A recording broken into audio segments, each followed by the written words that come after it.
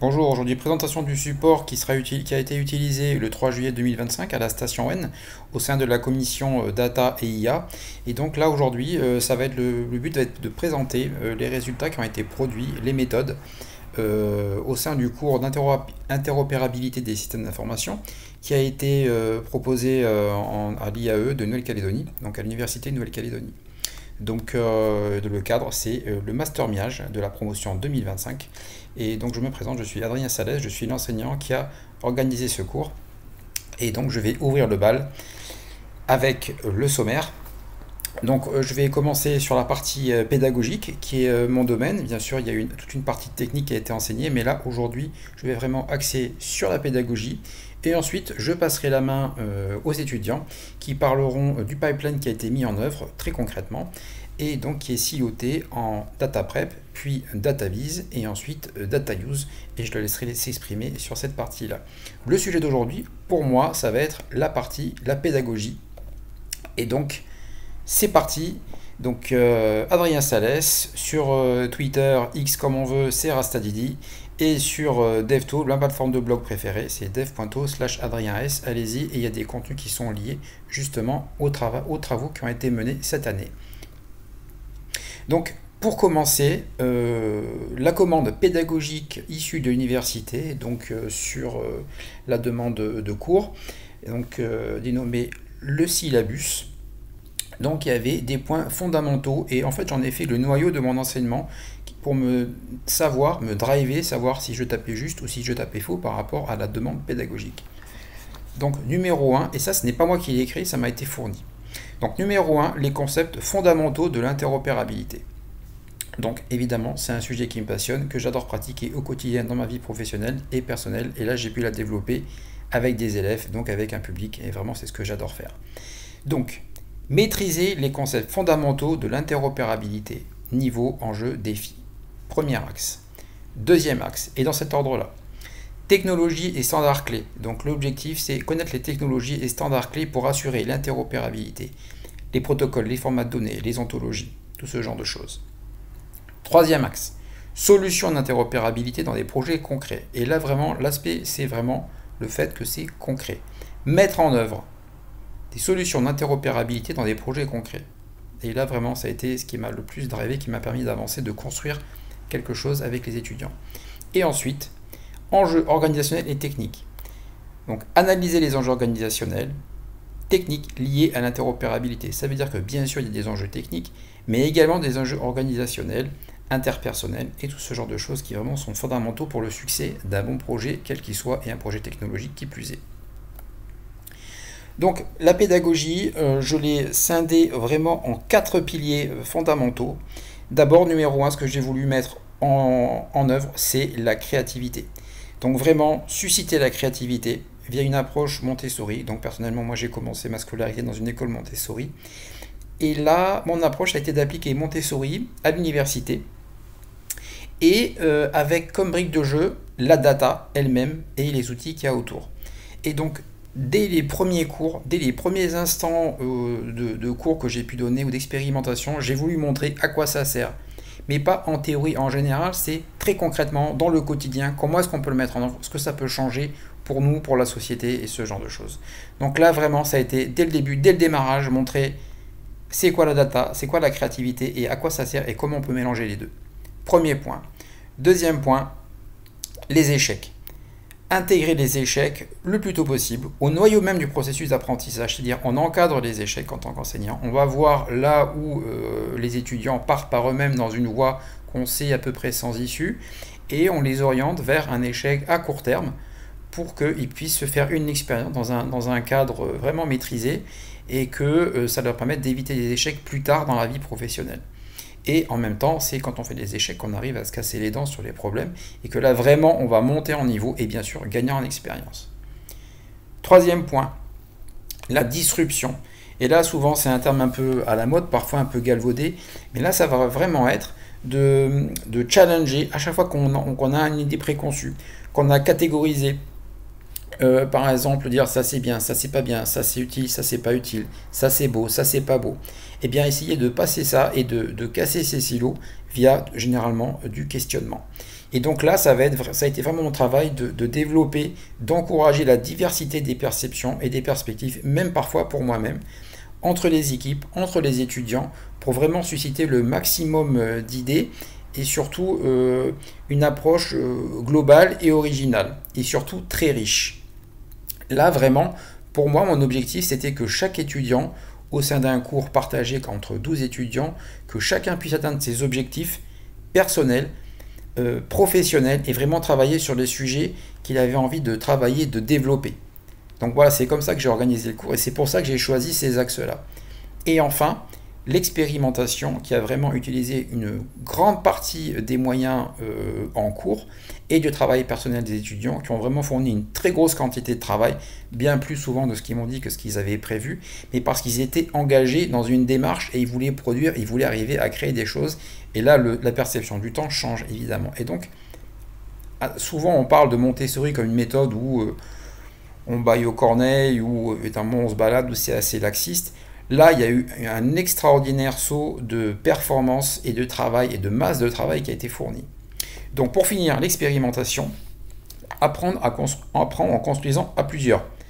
Donc là, moi, pédagogiquement, ce que j'ai fait, c'est que j'ai fait découvrir des structures de données tabulaires, graphes, arbres, des différents types de visualisation, des concepts, des métriques sur les données, des protocoles, des exemples de collaboration, intra-équipe, inter-équipe, montrer des réalisations que j'avais réalisées moi-même, et donc les laisser expérimenter, leur donner quelques bouts, venir débloquer, et vraiment laisser tous ces piliers collaborer entre eux, et laisser les étudiants progresser dans ce cadre de travail.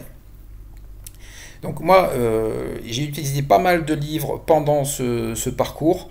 Celui qui m'a le plus impacté dans la préparation et dans le déroulé de ce cours, c'est ce qui est par rapport à l'apprentissage de pleine conscience de L.N.G. Langer, avec quelques citations que j'ai mises au-dessus. Donc, si on fait attention aux questions qu'on pose, alors on augmente la puissance de l'apprentissage en pleine conscience. Et donc moi, je passais beaucoup de temps en amont des cours, à préparer mes questions, ou parfois en cours à me mettre en tant que spectateur des travaux qui étaient présentés par les étudiants pour relever mes remarques et me préparer des questions pour moi-même ou pour les étudiants. Donc là vraiment c'était un axe vraiment central, vraiment affiner les questions, les nettoyer, les préparer et vraiment en avoir très peu mais très impactantes. Ensuite, l'impact qu'on peut avoir sur la concentration et comment susciter des niveaux de concentration vraiment supérieurs. Et donc là, c'est la deuxième partie, c'est-à-dire que la concentration arrive quand on change notre point d'attention. Donc là, ça veut dire changer d'activité, changer de type de présentation, changer de ton, faire une pause, montrer des databases qui sont originales, diffuser une vidéo, diffuser un témoignage, diffuser une citation, ou parfois des contenus originaux issus de ma chaîne de détournement, par exemple, pour expliquer ce que c'était qu'un CSV ou un mauvais CSV. Donc voilà, vraiment susciter ça. Ensuite, le troisième point, c'était le rendu final des étudiants qui s'est transformé en vidéo. Donc je suis arrivé à cette conclusion-là après pas mal de temps. Je voulais pas faire de rendu sur table, je voulais vraiment avoir quelque chose où les étudiants se fassent plaisir et où ils aient le temps de créer vraiment quelque chose de qualité et durable et utile. Et donc j'en suis arrivé à la conclusion que le rendu serait une vidéo. Mais ça, je ne l'ai pas inventé tout seul. Donc en fait, il y a des études toujours de L.N.G. Langer qui a remarqué que lorsqu'on construisait un récit construit, créatif, eh bien, le fait d'écrire une histoire rendait les gens bien plus créatifs et plus intelligents et avec de meilleures notes. Donc moi, ce qui m'intéressait, c'est que mes élèves aient les meilleures notes possibles et qu'ils obtiennent le meilleur score par rapport à eux-mêmes, par rapport à leurs objectifs. Donc ça, c'est pour l'apprentissage en pleine conscience. Ensuite, en termes de socle, moi, ce que j'ai utilisé, ça a été Start with Why de Simon Sinek, dont j'ai beaucoup parlé aux étudiants. Souvent, je les remettais en perspective. Pourquoi est-ce qu'on fait ça? Pourquoi est-ce qu'on fait ça? Deuxième livre très impactant, The Geek Way, où on met en perspective comment on monte une start-up et comment rester, entre guillemets, au jour 1 de l'entreprise. Donc là, moi, j'ai utilisé beaucoup ces techniques-là pour challenger les idées et vraiment essayer d'en faire le moins possible. Ensuite, le livre sur Business Data and Code, sur les data champions, tout ce genre de choses qui m'ont vraiment fait améliorer ma culture data et de collaboration entre équipes. Donc là, on a fait une mini start-up en fait au sein de ce cours. Donc c'est celui-là que j'ai utilisé. Et ensuite, plus récemment, le livre de Richard Feynman, où il raconte des histoires sur comment il a appris et comment on apprend à apprendre et comment surtout on y prend plaisir. Donc voilà un petit peu au niveau bibliographie. Ensuite, une dernière citation à propos de l'apprentissage, du succès, de la crainte de l'évaluation, puisque quand le cours a avancé, je voyais des craintes remonter par rapport au support, par rapport à la qualité, par rapport à est-ce qu'on va avoir le temps de finir, tout ce genre de questions. Et bien sûr, quand on enseigne, l'objectif c'est qu'est-ce qu'on va retenir de ce cours? Est-ce que c'est du bachotage ou c'est quelque chose qui va être durable et qu'on va pouvoir réutiliser tout de suite après la formation, par exemple, dans des missions professionnelles? Et donc là, voilà, donc j'ai mis la citation et qui m'a permis d'essayer d'optimiser le gain qu'auront les étudiants à la fin du cours et pendant le cours. Donc l'idée, il n'y a pas trop de surprise, c'est qu'en fait il faut que ce soit enjoyable, c'est-à-dire qu'on prenne du plaisir à faire l'activité sur laquelle on est, et donc sur le concept qu'on peut prendre n'importe quelle activité et la rendre sympathique ou vraiment antipathique. Donc par exemple, moi j'ai un background mathématique, et bien j'ai eu des profs qui savaient le faire et d'autres qui ne savaient pas le faire, et donc voilà, comme c'est dit ici, solving bad problems peut être désagréable pour certains étudiants et pour d'autres très agréable, ou alors pour les mêmes étudiants désagréables en cours, et pourtant les étudiants peuvent passer des heures à résoudre des énigmes mathématiques sur des livres. Donc voilà, et moi je voulais arriver à ce résultat-là. Également la peur de l'évaluation négative qui gâche l'expérience pédagogique, donc ça j'ai voulu vraiment la gommer au maximum. Également en termes d'évaluation, dans ce livre, a été mis en évidence le fait que souvent on va conditionner des parcours pédagogiques ou des enseignements afin qu'ils puissent être facilement évaluables. Et ça m'a vraiment marqué.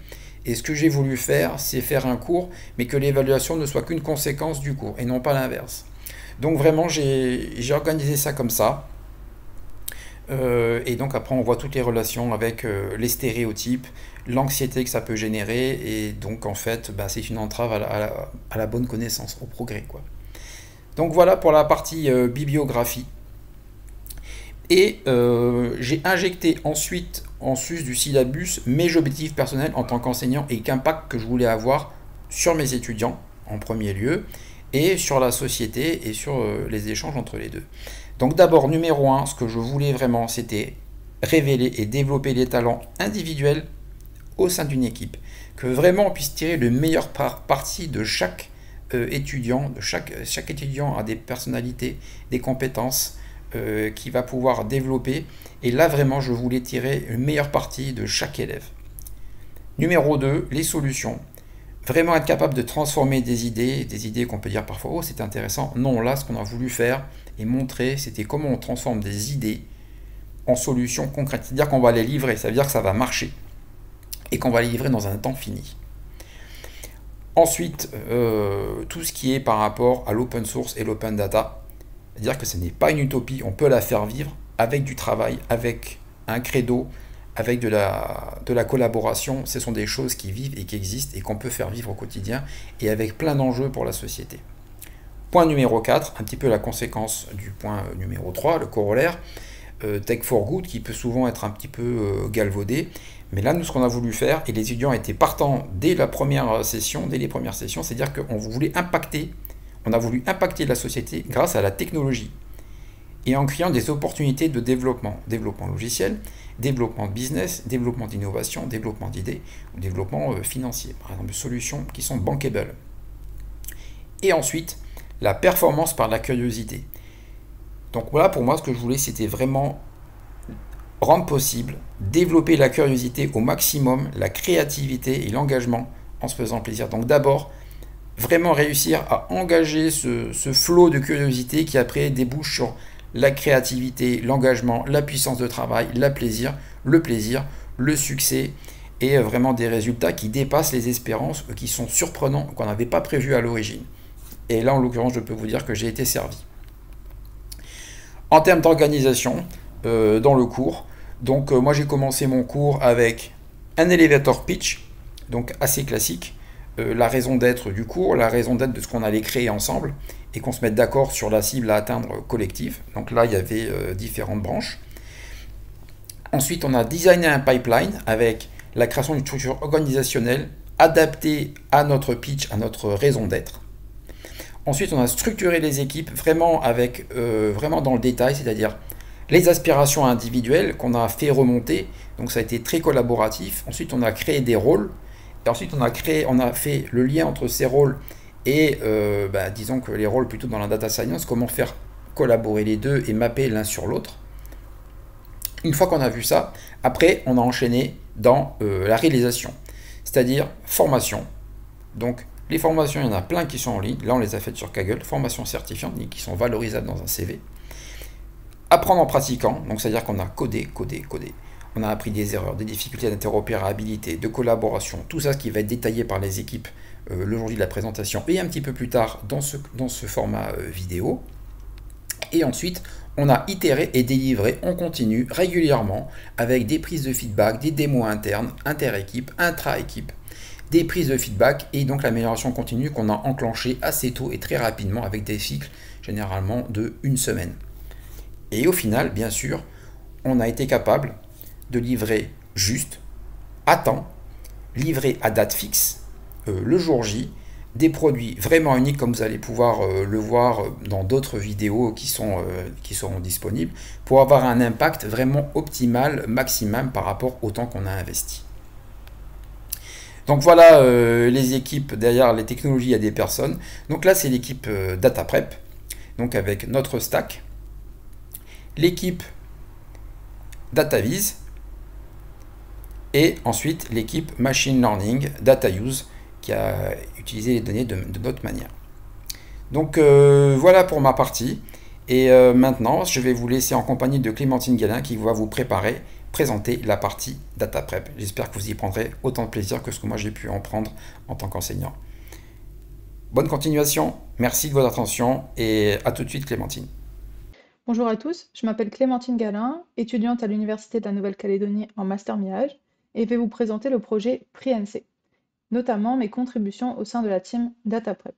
Ce projet s'inscrit dans notre cursus pédagogique et a pour objectif d'illustrer les concepts d'interopérabilité des systèmes d'information. Cette présentation va se dérouler en 6 parties. Une première pour vous poser le contexte, donc pourquoi ce projet, une deuxième sur l'équipe et les membres, une troisième sur les outils et les méthodes utilisées, une quatrième où je vous listerai l'ensemble des datasets qui ont été produits. Et en cinquième et sixième partie, on fera un focus sur deux datasets que j'ai développés, à savoir le dataset entreprise et le dataset historique. Pour ces deux-là, on fera un code review, c'est-à-dire qu'on va parcourir l'ensemble du code qui a été réalisé et je vous présenterai les résultats. Est-ce que vous êtes prêts? C'est parti. Tout d'abord, ce projet a été encadré par Adrien Salès. Voici son profil LinkedIn. Il est chef de bureau à l'OPT et a pour mission de gérer les intégrations entre les applications et les API. Il correspond totalement à la matière qu'il nous a enseignée, l'interopérabilité des SI. Mais qu'est-ce que c'est? Eh bien, c'est le fait de faire circuler de la donnée entre différents systèmes. Ou on peut dire aussi que c'est le fait d'unifier des activités avec de la data et du code. Pour cela, nous avons choisi d'utiliser les données de PRINC. PRINC est une plateforme web qui permet aux Calédoniens de consulter les prix des produits et de trouver les meilleurs prix selon les magasins choisis.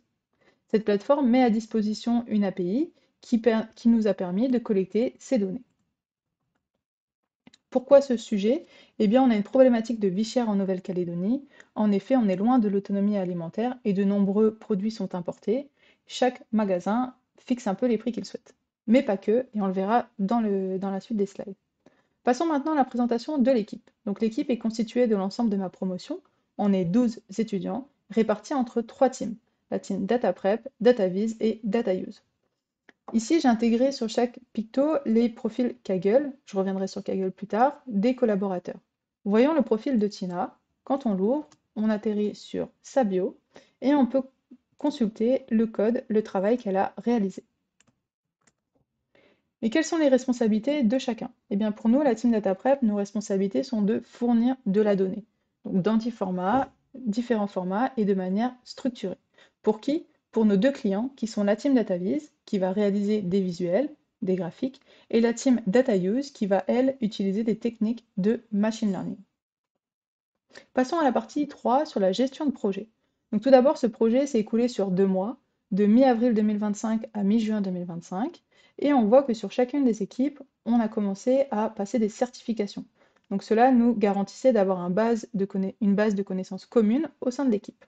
Nous, la team Data Prep, on est en début de chaîne, et donc dès le début, on s'est un peu mis la pression pour livrer rapidement des données à nos clients. Sur ce premier mois de développement, on a travaillé en silo, c'est-à-dire que chaque membre de l'équipe était responsable de son dataset et codait de son côté. Ça posait pas de problème parce qu'on avait uniquement un client. À partir du moment où la team DataUse avait terminé ses certifications et a commencé à consommer de la donnée, là on a eu des problèmes d'interopérabilité. C'est-à-dire qu'une mise à jour qui était demandée et qui a été réalisée pour répondre à un besoin d'un client 1 aura aussi des impacts sur le client 2.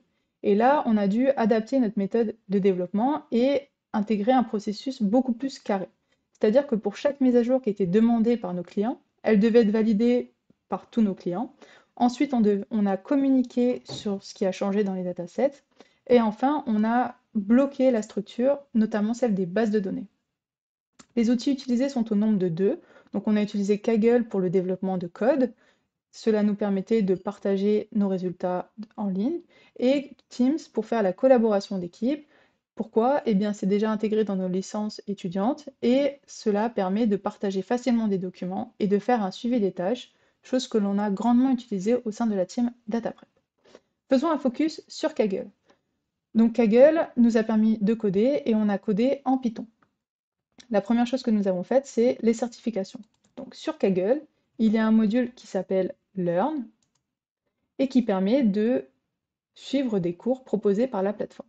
Au sein de la team DataPrep, on a fait des formations sur des librairies classiques telles que Python, Panda et aussi sur le data cleaning. C'est plutôt bien fait, on a sur chaque module des leçons et pour chaque leçon des tutoriels et des exercices qui permettent de s'entraîner.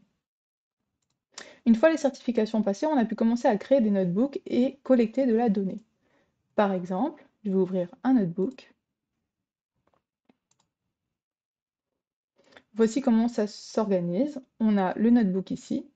On peut avoir des fichiers en input, en entrée, en output, en sortie, et là, la table des matières. Donc on va venir charger des données, ici les tables de chargement des données, qu'elles proviennent soit d'API publiques ou soit de datasets disponibles sur Kaggle. Une fois que ces données sont chargées, on va les préparer, on va les transformer. Et pour cela, en fait, on va s'assurer qu'elles soient cohérentes en vue d'une intégration dans une base de données. Donc ici, l'étape de préparation des données va permettre de typer les données et vérifier les contraintes d'intégrité. Par exemple, que les clés primaires soient bien uniques et les clés étrangères soient bien référencées. À partir du moment où les données sont prêtes pour intégration, on va pouvoir générer des exports, donc ici sous forme de base de données DuckDB. Et ces exports vont constituer ce qu'on appelle un output. Donc on génère à la fois une base de données et pour chaque table, un fichier CSV et parquet. Cet output, on va en créer un dataset qu'on publie sur Kaggle. Donc ici, si je viens sur l'output, on a un dataset. Sur les datasets, on peut avoir des descriptions, on a l'ensemble des données qui sont disponibles ici, et on peut voir les codes, les notebooks qui l'ont utilisé. Ici, on a 7 notebooks qui l'ont utilisé. Une fois que ce dataset est publié, il ne va pas rester tel quel, il va évoluer et être mis à jour. Et on peut retrouver sur Kaggle la fonctionnalité de versionning qui nous permettra de parcourir l'ensemble des versions d'un dataset. Voici pour la présentation de Kaggle. Passons maintenant à Teams. Donc tout d'abord, je tiens à remercier Souriane Lecanu, donc ma chef de projet chez Vega, qui m'a appris à utiliser Teams et qui m'a donné des tips sur la gestion de projet. Sur ce projet-là, le premier step, c'est de coder. Donc on va développer dans nos notebooks. Ensuite, au sein de la team DataPrep, on a mis en place dès le début des points de suivi hebdomadaires. Et cela nous permettait de présenter le travail réalisé, les difficultés rencontrées et le reste à faire sur la semaine suivante. On a aussi eu des points de suivi entre équipes, où là, chaque équipe a pu présenter ses avancements et on a alloué des temps questions-réponses. Et enfin, la traçabilité, donc on a pu sur Teams partager l'ensemble des comptes rendus de réunion et des ressources support utilisées. Je vais vous présenter Teams. Je l'ai déjà ouvert parce qu'il est un petit peu long à charger. Donc voici notre équipe. On a plusieurs canaux, le canal général où on aura les informations génériques. On a un canal par équipe, un canal certification qui a été créé par Adrien qui permet de suivre l'avancement des certifications, et un canal mise à jour dataset qui a été créé un peu plus tard dans le projet et qui permet de communiquer sur les montées de version des datasets. Donc là, par exemple, on a un dataset qui a été monté en version 15, on a le lien du dataset et la liste des nouveautés qui ont été appliquées. On va faire un focus sur le canal DataPrep. Ici, pour chacune des réunions faites, on a publié un compte-rendu. Donc si j'ouvre la trame, voici l'ensemble des dates où on a fait des réunions, et voici le template d'un compte-rendu de réunion. Donc là, on a les sujets, on a le type du sujet, s'il est de type action ou information, et la description du sujet. S'il est de type action, on a les personnes qui sont chargées de réaliser cette action, et le statut pour permettre un suivi. L'ensemble des fichiers qui ont été utilisés ont été partagés ici dans Fichiers.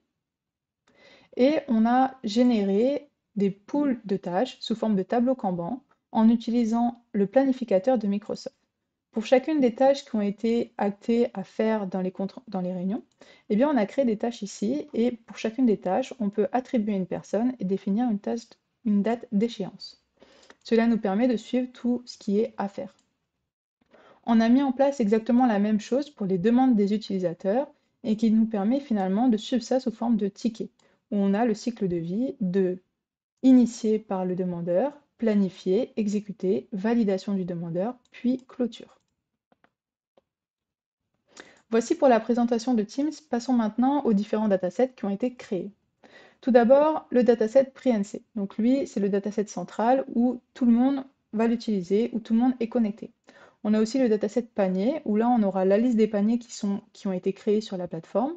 Le dataset produit, qui vient enrichir les produits de PreNC avec leurs informations nutritionnelles et récupérées via Open Food Fact. Et enfin, le dataset entreprise et le dataset historique que je vais vous présenter. Passons au dataset entreprise. Alors l'objectif de ce dataset est d'enrichir les informations des magasins disponibles sur PreNC avec leurs données légales. Et pour cela, j'ai utilisé comme source les données Open Data sur GovNC. Voici les références. Donc on a des entreprises et des établissements. Un établissement correspond à un magasin. Et un établissement est identifié par un numéro unique qui est le RID. Donc voyons un peu le notebook. On est sur le notebook de préparation du dataset entreprise. Donc là, on a la liste et les liens de toutes les sources de données. On va charger les données, ici les entreprises et les établissements via l'API publique, les magasins via le dataset PreNC. Et pour chaque magasin, on va trouver sa correspondance de RID. Pour cela, je me suis appuyée sur le site de l'ISEE et j'ai fait une recherche. Donc là, je vais copier le nom du magasin, je le recherche sur le site de l'ISEE et bingo, on a un numéro de RID qui correspond à l'entreprise, à l'établissement ici. Cette correspondance, je l'ai ajoutée dans un fichier de mapping ici, qui est très simple. Pour chaque magasin de PreNC, avec son ID, on a la correspondance de RID si je l'ai trouvée. C'était surprenant de voir qu'au fil des mises à jour, un magasin de PreNC n'a pas un ID unique. Je vous le montre ici. Donc là, j'ai exporté mon fichier de mapping que j'ai entretenu à la mano. Et là, si je mets en surbrillance les labels des magasins, qui sont en double, on voit que pour certains magasins, on a deux ID sur PreNC. Donc cela m'a amené à modifier mon modèle de base de données et qui fait correspondre plusieurs établissements à une entreprise et plusieurs magasins à un établissement. Donc là, c'est l'étape de correspondance manuelle que j'ai réalisée à l'aide du site PreNC, de l'ISEE. On revient sur mon notebook. Donc là, j'ai pu préparer les données. Donc là, comme on le voit, regarder quelles colonnes étaient vides, remplacer les vides par des vides bien typés, et j'ai pu transformer les données pour s'assurer qu'elles soient cohérentes pour l'intégration dans la base de données. À partir de ces étapes-là, j'ai pu générer ma base de données et je l'ai exportée. Donc là, si on va dans l'output et que je clique sur le dataset, On a une description du dataset. Donc ici, on a une entreprise qui est définie par son RID à 7 chiffres, un établissement par son RID et les liens entre les magasins et les établissements. On a plusieurs tables de dimensions que j'ai pu créer à partir des données disponibles sur l'Open Data GovNC. Et là, dans la description, j'ai aussi ajouté les colonnes qui permettent de faire des jointures, les relations entre les tables. L'export se présente de la façon suivante. On aura une base de données DuckDB, on a un schéma SQL qui permet de créer le schéma de la base de données, le load qui va permettre à partir des fichiers parquets de charger les données dans les tables, et pour chaque table, on a son export en CSV et en parquet. Voici pour la présentation du dataset entreprise. Passons maintenant au dataset historique. Donc là, ce dataset historique est très important dans le sens où sur les données de prix NC, on pourra récupérer uniquement les relevés de prix des 3 derniers mois. Et donc, on ne pourra pas savoir les relevés de prix qu'il y a eu de manière antérieure. C'était plutôt difficile à mettre en place sur Kaggle parce qu'au début, on ne pensait pas qu'on pouvait le faire. Finalement, après échange avec Adrien et insistance des utilisateurs pour avoir ce dataset, on a trouvé une solution. Donc pour cela, j'ai créé une version 0 où j'ai intégré des imports que j'avais fait personnellement. Donc c'était des imports mensuels de novembre 2024 à mai 2025 qui sont référencés ici. Non, ici, pardon. Donc là, j'ai l'ensemble de mes fichiers que j'ai importés dans mon notebook. Une fois que ces données ont été importées, j'ai eu un premier output et finalement cet output, je l'ai intégré dans mon notebook. Comment ça se passe? C'est qu'en version 1, ici, je vais utiliser les données du dataset que je vais charger dans lui-même. Et pour cette première version, j'ai chargé les données de prix NC à partir du dataset et j'avais fait premièrement une actualisation mensuelle. Finalement, un utilisateur m'a fait la remarque et m'a partagé cet arrêté qui explique que les grandes surfaces de plus de 350 m² doivent envoyer des relevés de prix automatiques toutes les semaines pour une liste de produits. Et ces produits, c'est les produits qualifiés bouclier prix qui sont contrôlés par la DE, que ce soit les marges ou les prix fixés, car ils sont jugés élémentaires à la vie. Par exemple, sur les produits non frais, on a le riz. Sur les produits frais, on peut avoir les oignons ou les bananes. Donc dans ce notebook, j'ai les données historisées des prix. Là, si je viens ici, on charge les données précédentes. Donc là, on a l'ensemble des données qui ont été chargées avant. Et on va venir collecter les nouveaux prix à partir du dataset PreNC, qu'on va charger aussi sur ce format. Finalement, on va faire exactement la même chose avec les entreprises et les établissements. Pourquoi? Eh bien, car sur Open Data GovNC, on a uniquement les entreprises et établissements actifs. Et donc, on fait la même chose avec les entreprises et les établissements. En sortie, on aura un dataset historisé qui contient des données brutes au format CSV comme ici, et on pourra facilement fusionner les données avec une commande SQL, comme l'avait suggéré ici Adrien, où là, par exemple, il crée une table prix 2025 en fusionnant tous les fichiers qui contiennent prix underscore 2025. Voici pour le dataset prix NC. Passons maintenant à une petite conclusion. Donc tout d'abord, les responsabilités. Nous, la Team Data Prep, on est garant de la donnée et donc on doit s'assurer que la donnée soit cohérente, conforme et pérenne dans le temps. Deuxièmement, la communication. On a un projet où on a travaillé à 12 et donc la communication est importante pour garantir la réussite de l'équipe et c'était pas facile à mettre en place au début. Troisièmement, la priorisation.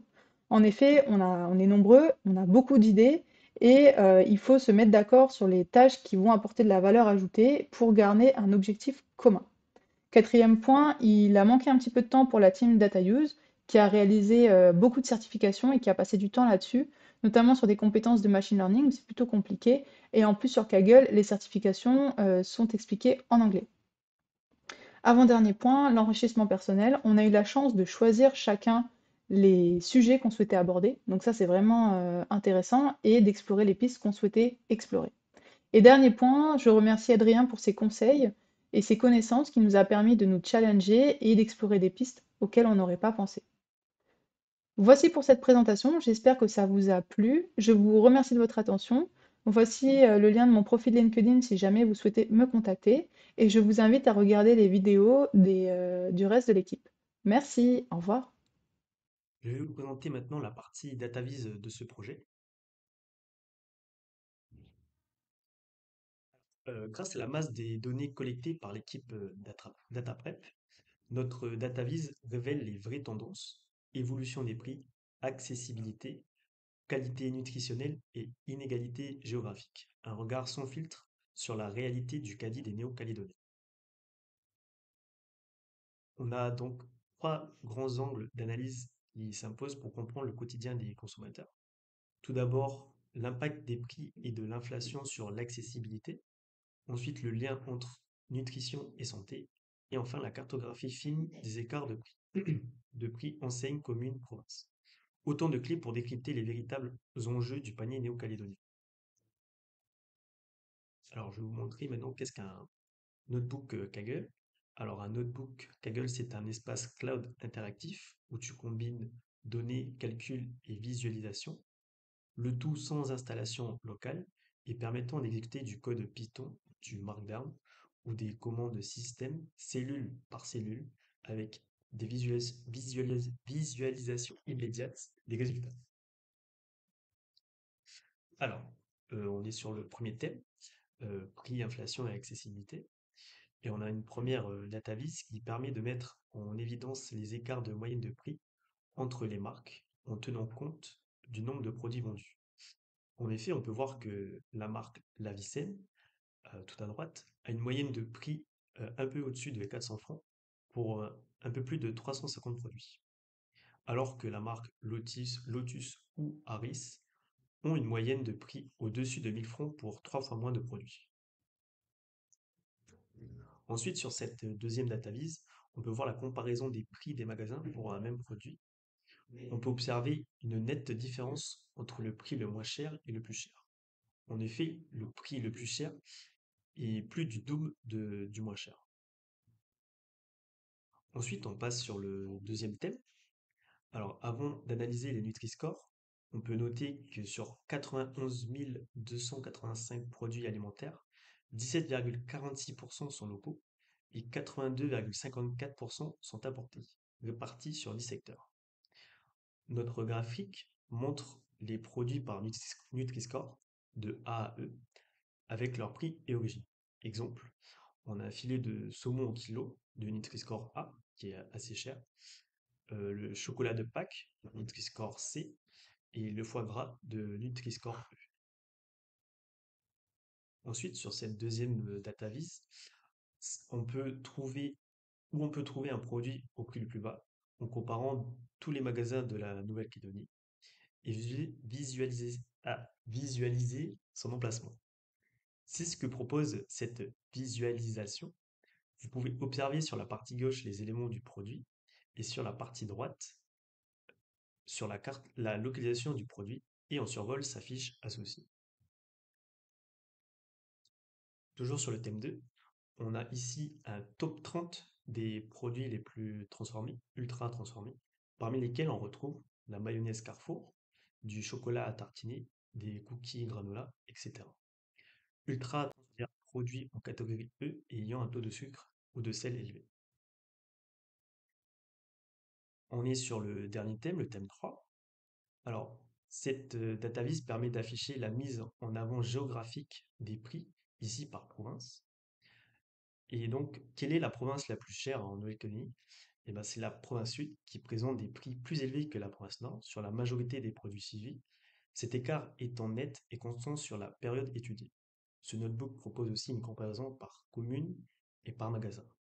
Ensuite, à droite, on a un top 10 des produits relevés, basé sur le top 50 disponible sur le notebook, qui met en évidence une variation des prix avec des variations parfois conséquentes. Des fiches produits sont associées, prix et composition du produit. Et enfin, tous ces notebooks sont disponibles sur Kaggle en accès public sur lesquels vous pourrez apprécier tout le travail fourni.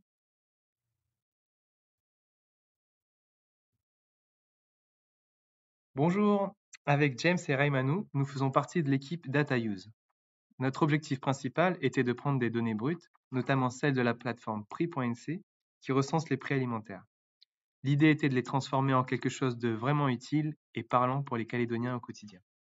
En Nouvelle-Calédonie, le coût de l'alimentation est un sujet majeur. Les choix pour manger sainement et privilégier les produits locaux sont aussi des préoccupations fortes. Notre travail s'inscrit directement dans cette problématique locale. Pour ce faire, nous avons utilisé des données de prix.nc, mais aussi des informations nutritionnelles d'Open Food Facts. Ce qui est fondamental, et nous tenons à le souligner, c'est que notre travail repose sur une fondation solide, la préparation des données. C'est une étape souvent invisible, mais cruciale. Il faut nettoyer, structurer et enrichir les données. Sans ce travail, souvent 80% du boulot en sciences des données, la suite n'aurait pas été possible.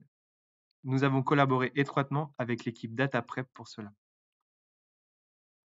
Donc, l'un de nos premiers grands axes de travail, ça a été la détection automatique des anomalies de prix. Imaginez pouvoir identifier des prix qui semblent bizarres dans des relevés de prix.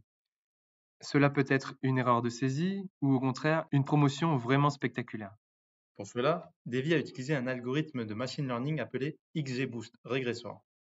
Pour faire simple, c'est un modèle supervisé. On lui apprend à prédire le prix normal d'un produit en fonction de son magasin, de la date ou de ses caractéristiques. Si l'écart entre le prix prédit et le prix réel est très important, cela signale une potentielle anomalie. XGBoost est reconnu pour sa précision et sa robustesse avec ce type de données. Et nous avons trouvé des exemples très concrets. Par exemple, une grosse conserve de cassoulet dont le prix habituel est autour de 4000 francs CFP a été détectée à 500 francs. C'est clairement une promotion très agressive, une excellente affaire. À l'inverse, nous avons trouvé des erreurs manifestes, comme par exemple un pot de yaourt affiché à 84 millions de francs au kilo. Là, c'est évidemment une erreur de saisie, impossible autrement. Le système est assez fin. Il ne signale pas toutes les petites variations. Pour être qualifié d'anomalie, l'erreur de prédiction doit être statistiquement rare et le prix réel doit être vraiment décalé par rapport à la moyenne, avec un seuil d'environ 50% d'écart. Mon équipe a également mené des analyses similaires avec une autre méthode, Random Forest. Et le fait que les deux méthodes pointent vers les mêmes anomalies renforce la confiance dans nos résultats. Cette détection a une double utilité, améliorer la qualité de la base de données PRI-NC et repérer de vrais signaux commerciaux. Donc le deuxième axe de notre travail, c'était de construire ce que nous appelons des paniers idéaux. L'idée était de voir ce que les données ouvertes pouvaient nous apprendre pour aider les Calédoniens à mieux gérer leurs courses. On avait d'abord défini une liste de produits essentiels comme le riz, l'huile ou encore les œufs. Ensuite, pour chaque magasin, nous avons composé ces paniers selon différents objectifs. Par exemple, le panier le moins cher possible ou le plus équilibré nutritionnellement, ou encore des paniers axés sur les produits locaux ou importés. Pour le panier équilibré, un défi majeur était les données nutritionnelles, notamment le Nutri-Score, qui manquait parfois. Notre solution a été d'utiliser du machine learning, un modèle Random Forest Classifier, pour prédire les Nutri-Scores manquants. Cela a très bien fonctionné avec une précision d'environ 99%, ce qui nous a permis de comparer la qualité nutritionnelle des paniers de manière robuste. Et les résultats sont très parlants. Le panier économique permet bien sûr d'identifier les enseignes les moins chères, mais il a aussi révélé des problèmes d'approvisionnement, même pour des produits simples. Le panier n'était pas toujours complet dans certains magasins. Pour le panier équilibré, la conclusion est claire. Manger plus sain a un coût supplémentaire en Nouvelle-Calédonie. Et cet écart varie beaucoup d'une enseigne à l'autre. Quant au duel local versus importé, c'est plus nuancé. Faire un panier 100% local est souvent plus difficile en termes de disponibilité des produits. Et pour le prix, il n'y a pas de règle unique. Certains produits locaux sont moins chers, d'autres non. L'analyse produit par produit permet de voir où le local est compétitif. Pour visualiser tout ça, nous avons créé des cartes interactives et des graphiques, rendant ces choix très visibles. En complément des paniers idéaux, mon travail s'est concentré sur la recommandation de produits substituts. Face au coût de la vie élevé en Nouvelle-Calédonie, les consommateurs n'ont pas toujours accès facilement à des alternatives plus saines, locales ou économiques. L'objectif était de créer un système capable de suggérer automatiquement des produits similaires, mais plus avantageux, selon divers critères. Le prix, la qualité nutritionnelle, le Nutri-Score, ou même l'impact environnemental, l'EcoScore. Pour cela, nous avons fusionné les données de PRI-NC et d'Open Food Facts, nettoyé les informations produits, puis utilisé une méthode appelée KNN pour identifier les produits les plus proches. Le système classe ensuite les suggestions selon un score personnalisable, où l'on peut par exemple donner la priorité au Nutri-Score plutôt qu'au prix. Cela permet aux consommateurs de trouver des options plus saines ou moins chères pour leur achat habituel. Un autre aspect important de notre projet d'équipe, mené par James, ça a été la détection de fausses promotions. Les promotions ne sont pas toujours ce qu'elles semblent être. L'objectif, c'était d'identifier automatiquement les promotions douteuses en se basant sur l'historique des prix. James a utilisé une approche combinant plusieurs méthodes. Des règles métiers, basées sur des critères définis, des règles statistiques pour repérer les valeurs atypiques, et un algorithme de machine learning appelé isolation Forest. Le croisement de ces différentes approches permet une détection robuste et automatisée des promotions qui ne reflètent pas une vraie baisse de prix. Le croisement de ces différentes approches permet une détection robuste et automatisée des promotions qui ne reflètent pas vraiment une baisse de prix. Notre projet est une première étape et il ouvre de nombreuses pistes pour aller plus loin. On pourrait par exemple mettre en place une surveillance des pratiques commerciales, c'est-à-dire détecter automatiquement la shrinkflation quand le produit réduit sa quantité mais garde le même prix, ou l'inverse.